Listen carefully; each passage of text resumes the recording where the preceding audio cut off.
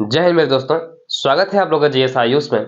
हम लोग हिस्ट्री का क्लास कर रहे थे जिसमें हमारा टॉपिक चल रहा था औपनिवेशिक शासन और चरवाहों के जीवन में परिवर्तन। औपनिवेशिक शासन और चरवाहों के जीवन में परिवर्तन। तो मैंने इसके पहले वाली क्लास में आपको यह बता दिया था कि चरवाहों के जीवन में क्या क्या परिवर्तन हुआ जब अंग्रेज सरकार भारत में आई, जब औपनिवेशिक शासन भारत में आया तो हमारे भारत में जो चरवाहे लोग थे उनके जीवन में क्या क्या परिवर्तन हुआ और उसके परिवर्तन के कारण क्या क्या हुआ।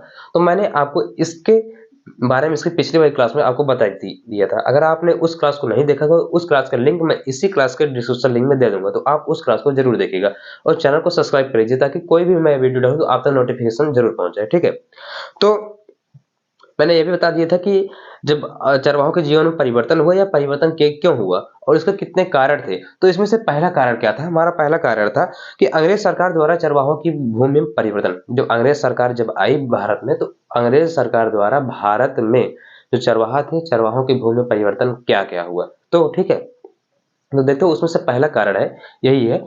तो वह चरवाहा भूमि जिस पर खेती ना की जा रही हो बेकार भूमि है। औपनिवेशिक शासन अंग्रेजों की नजर में वह भूमि जहां पर खेती नहीं की जा रही हो बेकार भूमि है। यार कैसे बेकार भूमि हो गई वो? बताइए कैसे बेकार भूमि है? यार आप जहां पर कोई बाग है, आपका मान लीजिए आपका कोई बाग है, अब वहां पर खेती नहीं, बाग में तो खेती नहीं हो रही है, वहां पर सिर्फ आम है, आप फल खा रहे हैं। तो अंग्रेजों की नजर में जहां पर आम आप खा रहे हैं वो समझ लीजिए बेकार भूमि है। अगर अंग्रेज होते तो आज वह बेकार भूमि होती। उन लोग कहते हैं कि इसको खेती के योग्य बनाइए। ठीक है, तो अगर वही खेती वहां पर देखिए आपका बाग है, आप अपने भैंस को ले जाकर चराएंगे वहां पर तो उससे दूध मिलेगा। तो अंग्रेज पहले जो चरवाहे के लोग थे, अंग्रेजों के शासन में जो चरवाहा के लोग थे उन लोग तो जीवन यापन ऐसे ही चलता था ना। वो लोग लेकर जाते थे जहाँ खेती नहीं हो रही वहां पर ही तो चराएंगे, अब जहाँ खेती हो रही वैसे ही लोग भगा देंगे। अपने फसल को थोड़ी ना नुकसान करेंगे, कोई नुकसान थोड़ी करता है अपने फसल का। तो जहाँ पर खेती नहीं हो रही है तो वहां पर जाएंगे, अपने गाय भैंसों को चराएंगे, गाय भैंसों को चराएंगे तो उससे उनको दूध मिलेगा। जब चराएंगे गाय भैंसों को तंदुरुस्त रहेगा तभी तो दूध देगा, दूध मिलेगा। भेड़ बकरियों को चराएंगे तो भेड़ बकरियों को चराएंगे, उसका जो खाल होगा बेचेंगे, उससे उनको पैसे मिलेगा और जो गाय भैंस होगा उससे दूध के पैसे पाएंगे, उससे उससे अपना जीवन यापन करेंगे। तो अगर वही खेती योग्य बना देंगे तो क्या उसमें जब फसल होगा तो क्या आप वहां पर अपने गाय भैंसों को ले जाकर चराएंगे? आज के तो युग में देखिए कहीं पर वो भैंस छूटे, वो सांड छूटा है, गाय भैंस तो सब ऐसे छूटे हैं। गाय भैंस तो नहीं छोड़ रहे हैं, वो गाय गाय को सब लोग ऐसे छोड़ दे रहे हैं। अब जिस जिस खेती में जाएगा, जहां जहां खेती में नुकसान करेगा सब लोग तो देखे वहां देखिए आ गया, बस पीछे से डंडा लेकर दौड़ रहा है, वो निकल गए उसको मारने के लिए। तो अगर उस समय ऐसे भी अगर खेती, अगर देखिए आज भी अगर वहीं पर कोई बाग होता, कोई बड़े स्थान होता जहां पर गाय भैंस चर सकते, तो क्या आज वो खेत में आते चरने के लिए? नहीं आते, मार खा रहे हैं वो भी।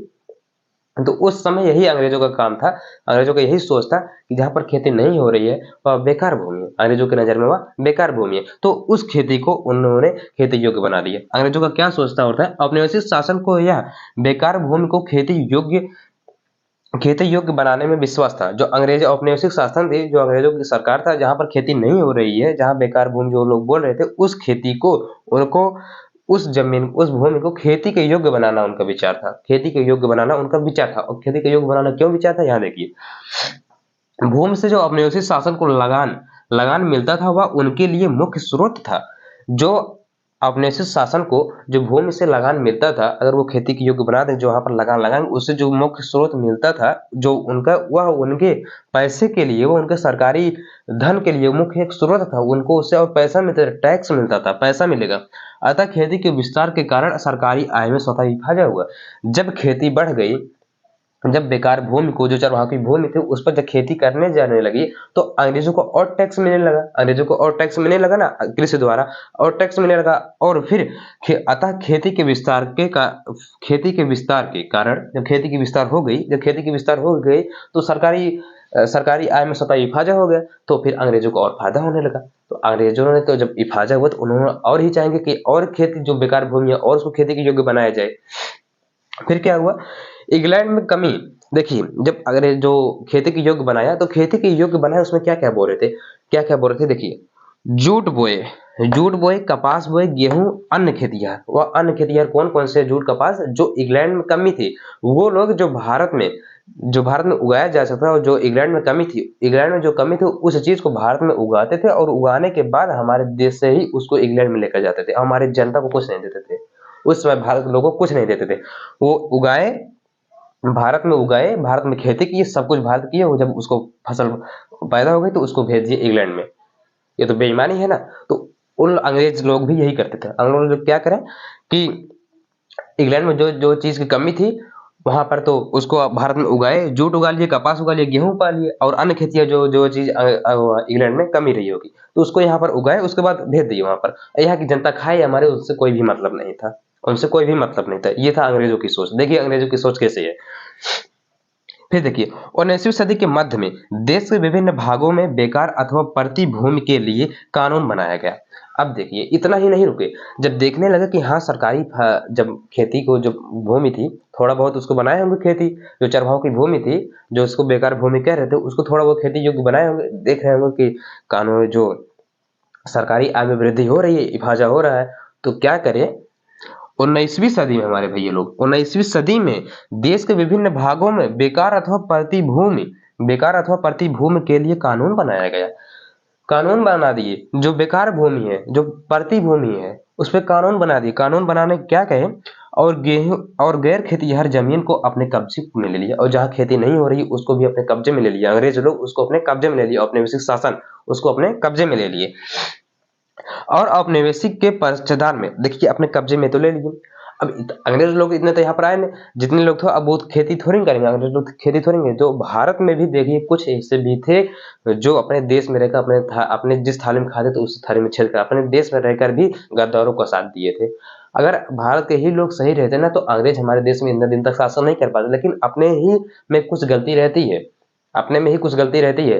रावण ऐसे नहीं मरता, जबकर उसके घर में वो विभीषण के कारण रावण मरा था, आपको उसका याद रहना चाहिए। तो ऐसे ही भारत में भी था, कुछ लोग थे जो अपने देश में रहते थे, अपने औलाद ना कराकर पड़ोसी की औलाद कराते थे वो लोग, वो सब ऐसे भी कुछ लोग थे। तो जो अंग्रेजों के पक्षधर थे, जब बेकार भूमि जो अथवा भूमि जो 19वीं सदी में जो कानून बनाया गया तो उसको अपने कब्जे में ले लिए, औपनिवेशिक शासन अपने कब्जे में लेकर जो भारत में औपनिवेशिक शासन के पक्षधर में थे, अंग्रेज के जो पक्षधर में थे उनको सौंप दिए, उनको सौंप दिया। और सौंपने के बाद गांव को उनका मुखिया बना दिए कि आप ही गांव के सर्वे सर्वा, आप ही गांव के मुखिया हैं अब, ठीक है। तो उनको मुखिया बना दिए, मुखिया बना दिए और उनको कुछ विशेष छूट भी देने जाने लगी। तो उनको मतलब जैसे टैक्स वैक्स हुआ इस समय उनको छूट देने जाने लगी। कौन देने लगा? औपनिवेशिक शासन ने उनको छूट देने लगा, अंग्रेजों ने, जो मुखिया लोग थे, पक्षधर के लोग भी को छूट मिलेगा। और इस प्रकार चारागाहों के जीवन में परिवर्तन हुआ। चारागाहों की जो भूमि थी वो सिमटने लगी और धीरे धीरे उनकी भूमि सिमट कर खत्म हो गई। देखिए इसलिए आज भी हर गांव में चरवाहा है, चारागाह है। हर गांव में अगर आप अपने प्रधान जी से कहेंगे कि हमारे गांव में चारागाह है, कहाँ है, तो हर गांव में चारागाह है, हर गांव में चारागाह मिलेगा। यूपी में तो चारागाह में सरकार द्वारा पेड़ पौधे वहां पर लगवाए जा रहे हैं, लेकिन बचता तो नहीं है पेड़ पौधे। हर गांव में चारागाह मिलेगा, आपको हर गांव में चारागाह मिलेगा। तो ये हो गया हमारा पहला कारण। ये हो गया हमारा, कहते हैं दूसरा कारण क्या था। दूसरा कारण क्या था? वन अधिनियम का लागू कर दिया जाना। तो दूसरा कारण यह था कि अंग्रेजों द्वारा वन अधिनियम लागू कर दिया गया। वन अधिनियम क्या क्या हुआ देखते हैं। 19वीं सदी के मध्य में ब्रिटिश सरकार द्वारा देश के अनेक प्रांतों में वन अधिनियम पारित कर दिए गए। ब्रिटिश सरकार द्वारा 19वीं सदी के मध्य में अनेक प्रांतों में, जब 19वीं सदी के मध्य में, पहले कारण मैंने बताया था, जब कानून ये बनाया गया कि प्रतिभूमि के लिए जब कानून बनाया गया था उसी समय वन अधिनियम भी पारित कर दिया गया। वन अधिनियम पारित कर दिया गया और उसमें वनों को 3 भागों में बांट दिया गया। और ऐसे वनों का आरक्षित वनों की श्रेणी में डाल दिया गया। देखिए पहला जो मैंने बताया आपको, उसमें 3 भागों में बांट दिया गया। पहला क्या था? आरक्षित वनों की श्रेणी में रखा गया। कैसे वनों को रखा गया? और वैसे वनों को आरक्षित वनों की श्रेणी में डाल दिया गया जहां देवदार और साल जैसे बहुमूल्य लकड़ियां पैदा होती थी। जहां पर देवदार और साल जैसे बहुमूल्य लकड़ियां जो बहुत अंग्रेजों के लिए बहुत योग्य थी और जो अंग्रेज अपने देश में ले जाने के लिए उनके लिए बहुत जरूरत थी, वैसे वनों को उन लोगों ने आरक्षित वनों में डाल दिया। आरक्षित वनों में डाल दिया और उस पे विभिन्न प्रकार की उन्होंने शर्तें लगा दी। क्या? और उसमें जब उन्होंने उसको आरक्षित वन में बांट दिया तो उस स्थान पर चरवाहों के लिए वहां पर पाबंदी लगा दी गई। क्या पाबंदी लगा दी कि अब यहाँ पर चरवाहा लोग नहीं आ सकते इस जंगल में, इस वन में अपने गाँव भैंसों को चराने के लिए, ना तो वो इसी में आ सकते हैं किसी कार्य के लिए। तो आरक्षित वनों में क्या हुआ, अंग्रेज सरकार द्वारा, औपनिवेशिक शासन द्वारा जो चरवाहा लोग थे, चरवाहों के ऊपर पाबंदी लगा दी गई कि आप आरक्षित वन में अब नहीं आ सकते हैं, आप अपने गांव भैंसों के यहाँ पर नहीं चरा सकते। उनके ऊपर एकदम से पाबंदी लगा दी गई कि आप अब इस स्थान पर जा ही नहीं सकते। तो उन लोगों ने देवदार और साल बहुमूल्य लकड़ियां पर जहां पर थी वहां पर उन लोगों ने उसको आरक्षित वन में कर दिया और वहां पर चरवाहों के लिए एकदम पाबंदी लगा दी गई। ठीक है, उसके बाद साथ ही में जो वन संरक्षित वनों की श्रेणी में डाल दिए गए, दूसरा वन संरक्षित वनों की श्रेणी में डाल दिया गया।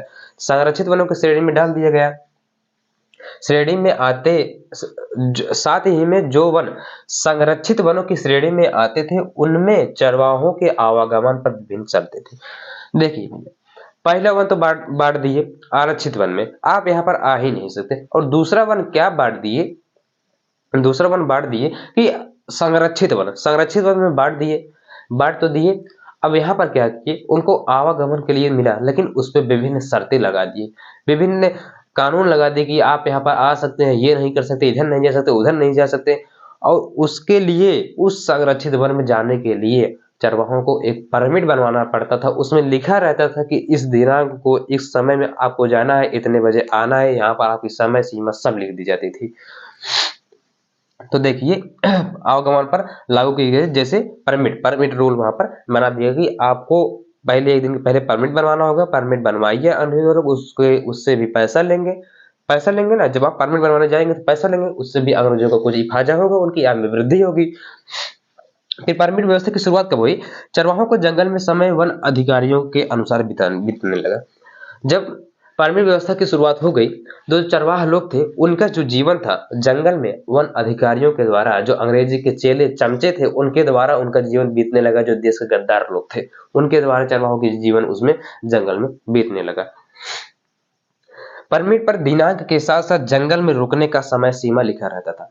परमिट में लिखा रहता था कि आप इतने दिनांक तक इतने बजे तक यहाँ पर रहेंगे, और उसमें समय भी लिखा रहता था कि इस समय सीमा आप इसके जितना आपको देगा परमिट कि हाँ आप इस स्थान से इतना इधर नहीं जा सकते, इसका इधर रहेगा, उतना उनमें सीमा भी दिया रहता था। तो वन अधिनियम को जंगल में रुकने का समय सीमा भी दिया रखा था। तो ये देखिए, अंग्रेजों सरकार द्वारा ये रहा हमारा दूसरा कारण। तो इसके आगे है तीसरा कारण। देखिए, एक और वन था, वैसे वन जहाँ पर सब जा रहे थे, जहाँ एकदम बेकार किस्म लकड़ियां रहती थी वहां पर सभी लोग जा सकते थे। लेकिन देखिए, दो भागों में बांट दिए वनों के, एक संरक्षित भागों में बांटे, एक आरक्षित वन में बांट दिए, एक संरक्षित वन में। आरक्षित वन में क्या था, जहां पर देवदार और साल जैसी बहुमूल्य लकड़ियां पाई जाती थी। और संरक्षित वन में जहां पर वो लोग जा सकते थे, चरवाहा लोग जा सकते थे, परंतु उन पर विभिन्न प्रकार की शर्तें लगा दी गई। इस प्रकार चरवाहों के जीवन में और क्या हुआ, दिक्कत आने लगी और उनका जो था चरवाहा वो सब सिमटने लगा और अधिनियम भी लागू कर दिया हमारे अंग्रेज सरकार ने। अब इसके आगे आता है हमारा तीसरा कारण आता है।